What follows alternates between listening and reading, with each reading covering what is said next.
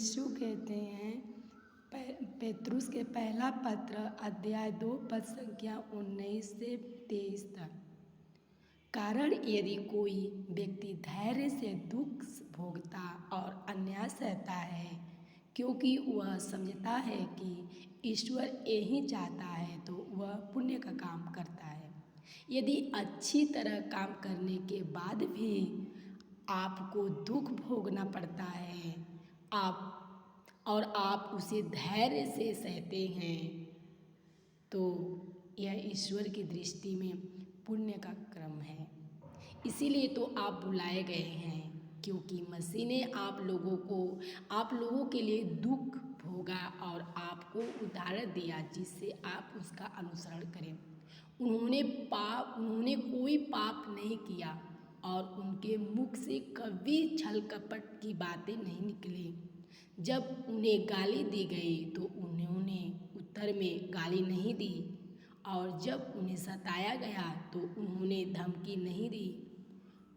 उन्होंने अपने को उस पर छोड़ दिया जो न्यायपूर्वक विचार करते हैं। जी हाँ मेरे भाई और बहनों, प्रभु यीशु हमें यही बात ये वचनों के द्वारा सिखाना चाहते हैं कि हमें कोई भी व्यक्ति हो, जो हम हैं या कोई भी है, जो प्रभु यीशु का कार्य करते हुए भी संसार के जरिए से अच्छा भी कार्य कर रहा है, फिर भी उसको दुख भोगना पड़ता है।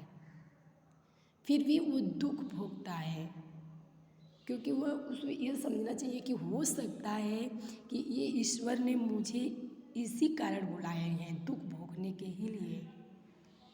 तो वो बल्कि हम मनुष्य के लिए दुख का कारण है, परेशानियाँ हैं, पर ईश्वर को पुण्य का काम है, ईश्वर को अच्छा है।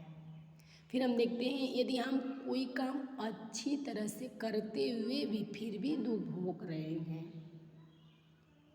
तो हम उससे भी प्रभु यीशु उस कामों को भी धैर्य से सहते रहे, यानी हम उस काम को आनंद ले, खुशी ले। प्रभु यीशु ने कहा, दुख में जीवन साथी है, सुख में भी जीवन साथी है। हमें दुख सुख दोनों को भी स्वीकार करना है। तो इन्होंने जब हम देखते हैं, प्रभु यीशु कहते हैं कि आप लोग इसीलिए बुलाए गए हैं, हम लोग इसीलिए बुलाए गए हैं कि हम दुख को भी सहें धैर्य के साथ। और ये जिस तरह से इन्होंने कहा कि यीशु मसीह को लोगों ने यीशु मसीह का तो पाप कोई नहीं था, उन्होंने पाप नहीं किया था, फिर भी उन्होंने दुख भोगा। यीशु मसीह अच्छे कार्य कर रहे थे, फिर भी उनको दुख भोगना पड़ गया।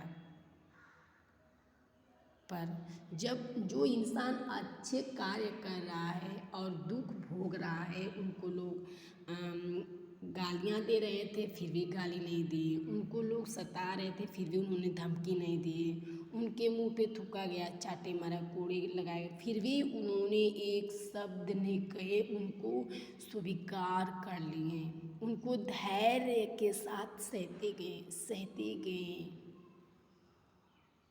तो यीशु मसीह ने जब पाप नहीं किया तो उन्होंने दुख को सह लिया धैर्य के साथ।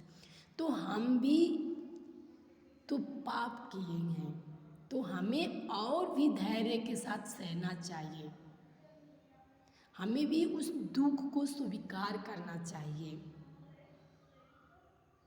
प्रभु यीशु कहते हैं, हम उसके घावों के द्वारा भले चंगे हो गए हैं, यानी हमारा जो दुख रोग था उसके घावों के द्वारा हम चंगे हो गए हैं।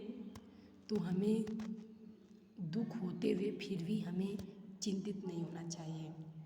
ईश्वर ने कहा, तुम अपनी चिंता ईश्वर पे छोड़ दो, वहीं ध्यान देंगे, वहीं रक्षा करेंगे। प्रभु यीशु ने कहा, मैंने तुम्हें संसार से चुन लिया है, संसार से मैंने तुम्हें बाहर निकाल लाया हूँ। तो संसार से हमें बाहर निकाल लाए हैं, तो हम